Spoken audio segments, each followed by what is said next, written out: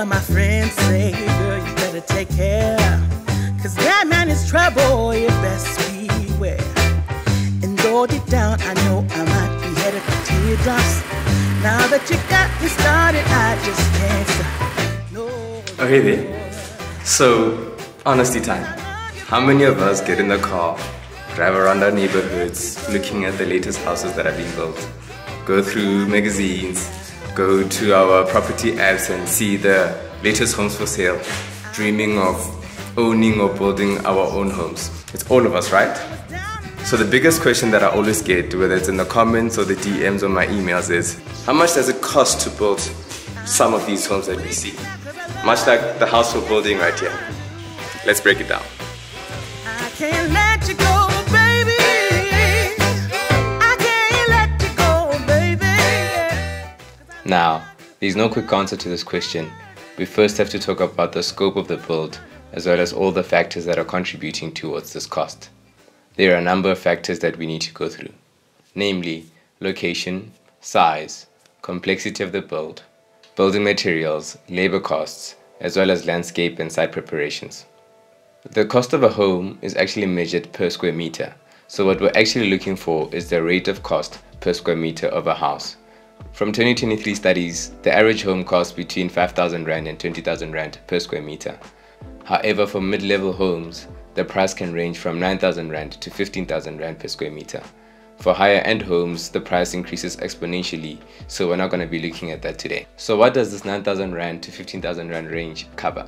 This covers the total build of the house, from the foundations to the superstructure to the finishes of the home. So let's break down each factor.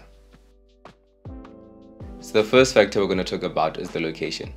Price differs a lot between provinces, and urban areas tend to be more expensive than rural areas. For example, if you're planning to build near the coast, you're going to require thicker roofs as well as a lot more waterproofing to the home, which adds to the cost of the build. Building in rural areas also poses a different challenge. It takes you away from your usual suppliers, which normally means you need to source new supplies, which might increase the price, or you'd have to deliver materials from your usual suppliers to the new site. So a quick tip on my side is always to look for a builder in the area that's very good, rather than going far away and looking for a different builder, because that could add to your overall costs. The next factor that we have to talk about is the size and complexity of the home. The main thing that's contributing towards the price of a home is the size of a home. As we discussed, price is determined per square meter, which means that the bigger the home, the higher the price of the house. The design of the structure is the second biggest contributor. For example, a large home with large spans is going to cost more than a smaller home with smaller spans, because you'll require thicker concrete as well as more reinforcement to support the weight of the house. A home that has large openings with walls of glass will cost more than a home that does not. Why? Because glass is more expensive than brick and mortar. Make sure that when you're designing your home, you keep the complexity of the house in mind. The third factor that we need to cover is building materials. The more expensive the materials we use, the higher the cost of the home.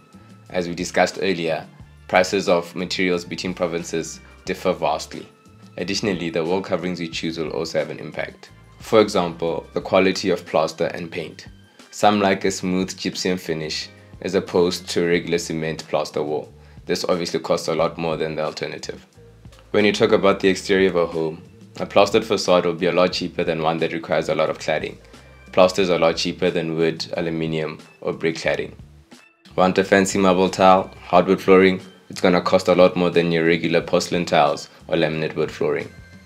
What's important to remember is that some of the best looking homes out there don't use the most expensive materials. It's all about good design and good workmanship.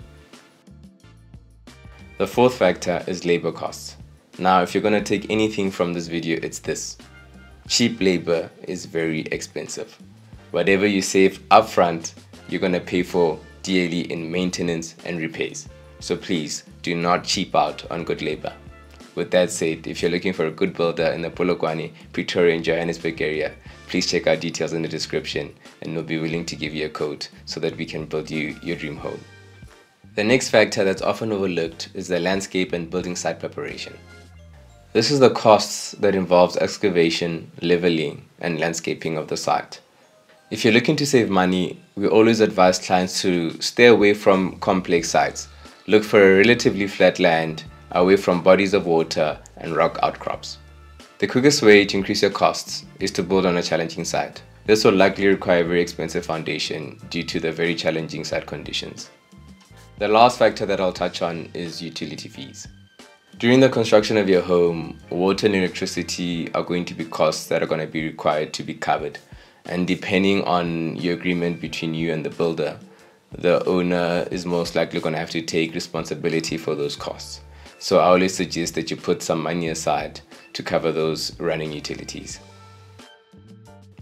So, how much does it cost to build your dream home? The first thing I'm going to say is that look at all of these factors that we've just discussed.